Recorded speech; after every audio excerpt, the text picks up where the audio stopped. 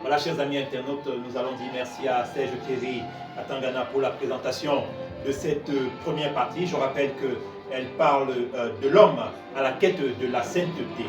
Je vais me faire le devoir de vous présenter la deuxième partie, du moins la première sous-partie de la deuxième partie, qui parle du sens de la responsabilité, le sens de la responsabilité. Dans cette première sous-partie, nous avons 11 chapitres de la page 118 à la page 156.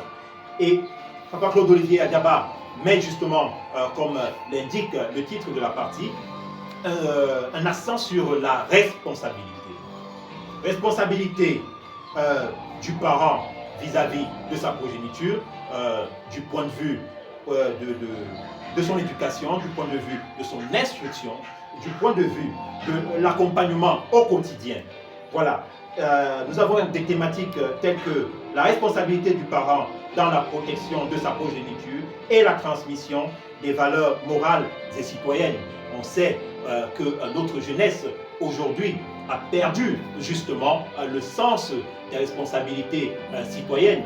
Il est donc question que les parents reviennent un peu là-dessus, que les parents apprennent à leurs enfants ce que c'est que le devoir citoyen, ce que c'est que les valeurs morales. C'est important et Papa Claude-Olivier Adiaba en a fait, n'est-ce pas, un chapitre.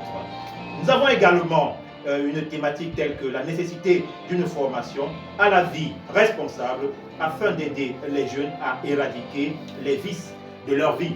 Nous le savons, notre jeunesse est en proie à l'alcoolisme, à la drogue, à la violence.